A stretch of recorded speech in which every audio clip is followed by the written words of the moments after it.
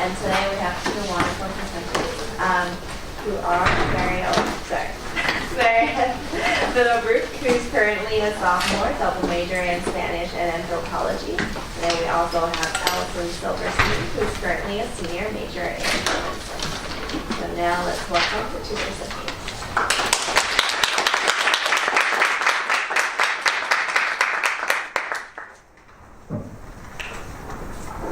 Hi, my name is Mariel Middlebrook, and I'm here to talk about my experiences working with second-generation Spanish learners.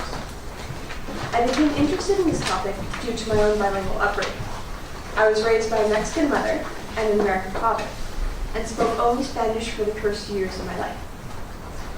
I began learning English the year before I started school, and had a solid command of both languages by age 6.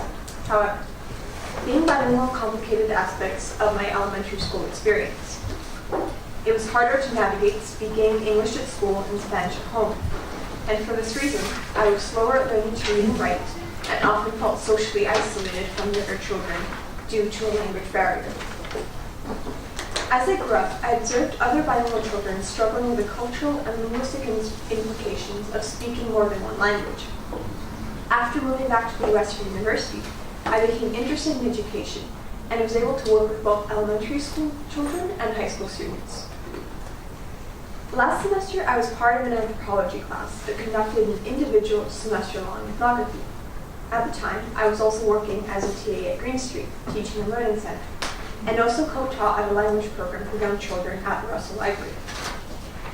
During this work, I encountered bilingual children and adults in both places, which made me analyze my own bilingual background. This inspired me to complete my class ethnography on second-generation Spanish learners, and I was particularly interested in the interactions between bilingual children and their families. In some cases, their parents actively taught them Spanish from a young age. However, in others, parents feared that speaking Spanish would disadvantage their children due to possible discrimination. These fears often tie into the racial implications of speaking Spanish or having a Latinx identity. And for the purposes of this presentation, I will define Latinx as the gender-neutral term for Latin American individuals. Through my research, I met some individuals who identified as Latinx but did not speak fluent Spanish. In contrast, others spoke Spanish but did not identify as Latinx. I will argue two things throughout the course of this presentation. The first is that bilingual learning is complicated by cultural expectations. The second is that education, even bilingual education, promotes an ideal language learner, with national learning standards that many students find hard to meet. As a result, some students feel discouraged by the relative lack of progress.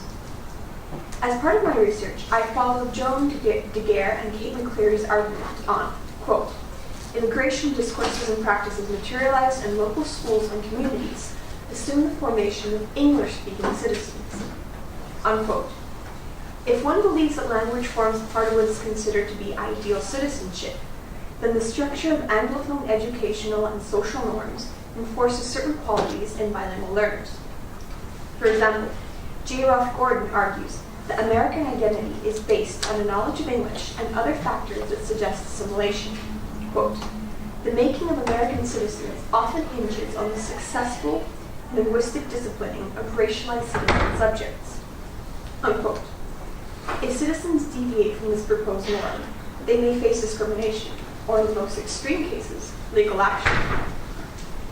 In one particular case, the mother of a bilingual 5-year-old was reported for negligence, and the mother's custody was threatened.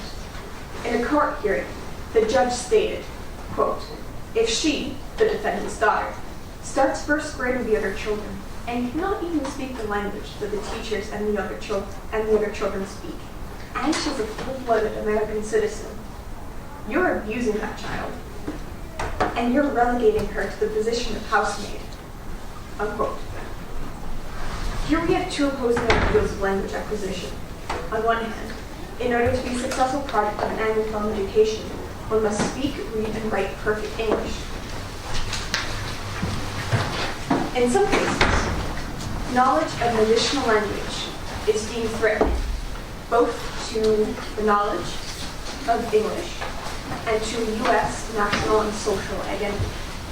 On the other, Bilingual children are expected to navigate two cultural and linguistic identities. In other cases, children are raised without a knowledge of their parents' mother tongue due to fear of discrimination. Finally, some children are raised bilingually by bilingual parents. However, even these children are held to different social and academic linguistic standards. After all, one cannot expect a heritage speaker that has never received formal Spanish instruction to have the knowledge of someone that has studied the language in school. This presentation will be divided into two sections. The first will be an analysis of my interviewees. The second will be a location-based summary of my findings. I interviewed both students at Wesleyan as well as people that I knew while growing up. And for the purposes of this presentation, all names have been changed in order to protect anonymity. Two Latin American family friends in particular now have children, and I was able to interview them about the challenges of raising a bilingual child. One is a Colombian woman raising a 5-year-old. The other, an Argentinian mother of 2 toddlers who are primarily exposed to English. Differences in occupation meant that one parent was able to stay home and teach her daughter Spanish, while the children of the other parent attend daycare. The 2 boys that attend daycare have some knowledge of Spanish, but find it easier to communicate in English, while the child that spends the majority of the time with her mother at home is fluent in both languages. For Florence, the Colombian parent, identity is intertwined with cultural and linguistic factors. It is important that our daughter learn to navigate her way through multicultural society and have the ability to thrive in different linguistic settings. For her daughter, Spanish is the language that she speaks with her mother and her mother's side of the family, whereas English is the more colloquial language that she speaks with her friends and is the formal language that she learns in school. Although she would like it if her classmates spoke Spanish, she is learning how to adapt to different linguistic situations, a skill which is increasingly essential for success in our globalized society. I met Catherine, a freshman who describes her identity as Afro-Latinx. She has recently begun connecting to the Latinx aspect of her identity, and we met during my time at Green Street. Catherine stated that although her parents spoke Spanish, she was brought up speaking only English due to her parents' fear that she would be inconvenienced or discriminated against due to her Latinx roots. Catherine's interest in learning Spanish is reflected through her work with second-generation Spanish speakers. By interacting with her students in Spanish, Catherine explores an aspect of her own linguistic identity, as well as encourages other young bilingual learners. I also interviewed Catalina, a sophomore at Wesleyan, who also identifies as Latinx. Catalina stated that she felt a social pressure to adapt her linguistic proficiency, depending on whether she was in an Anglophone or Hispanic environment. Quote, "I feel like I sometimes try to make my Spanish worse than it is," end quote. All of my interviewees had a different relationship to and experience with Spanish. For Florence, teaching her daughter Spanish was a fundamental part of her parenting. In turn, Catherine began to explore aspects of her linguistic identity which she had not had as a child. And finally, Catalina's bilingualism is still challenged by different social expectations. Florence's daughter is expected to navigate 2 cultures, albeit with the support of her family. However, as adults, Catherine and Catalina must individually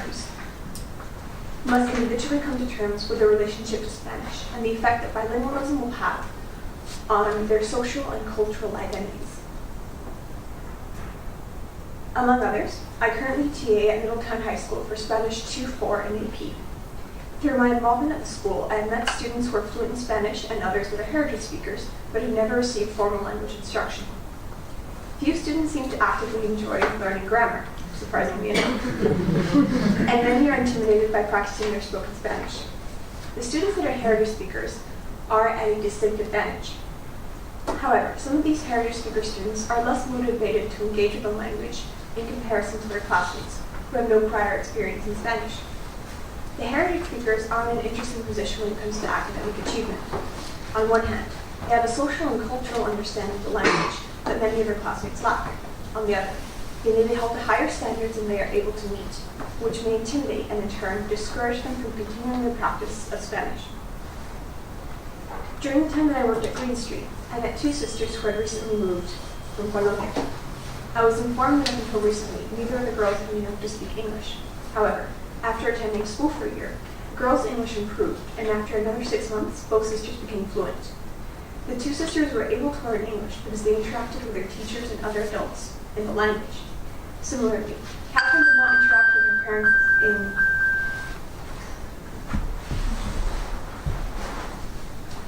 Sorry. No.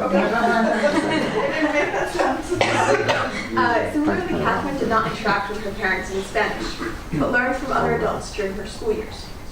Parent-child relationships both negatively and positively affect language acquisition. But it is possible for a young person to actively seek out a linguistic and cultural identity that is independent from the one learned from their parents. Speak Like Dora was a program for children aged 4 to 7 at the Russell Library. The purpose of the program was to provide basic French and Spanish learning through storytelling and games. During an interaction with a parent at one of our Spanish lessons, I noticed that the young child spoke only Spanish. The parent stated that she found it easy to raise a Spanish-speaking child in the U.S. because her daughter spent a lot of time at home. The linguistic barrier only became an issue once they went outside of the home, where a majority of children in the U.S. speak English. This was evident in some of her interactions with the parent and child. Although the child clearly had strong communication with her mother and was able to speak a few choice words to myself and the other program leaders, she was, however, not able to interact with the other children her age in the group. The consequences of speaking a language that is not the national majority, especially before beginning school, may suggest some social isolation. Bilingual children, in conclusion, bilingual children are affected by their surroundings from a young age. However, language is not always learned from the parents. Although majority of the children and young adults with whom I interacted were taught Spanish by their parents and learned it in a more formal educational setting, which sometimes created a linguistic divide between their school and home lives. Moreover, the parent-child relationship may create additional complications to the already taxing process of language acquisition. Language can be a source of pride and or shame. Fear of discrimination prevents some parents from teaching their children Spanish, and some have experienced discrimination as a result. After all, how many cases have we not heard where bilingualism or a language or cultural identity that is outside of the U.S. majority is deemed threatening to that U.S. identity? However, some young adults are reclaiming a cultural and linguistic identity with which they are not familiar. This self-exploration is critical to the formation of a diverse, multilingual, and multicultural identity and society. Thank you.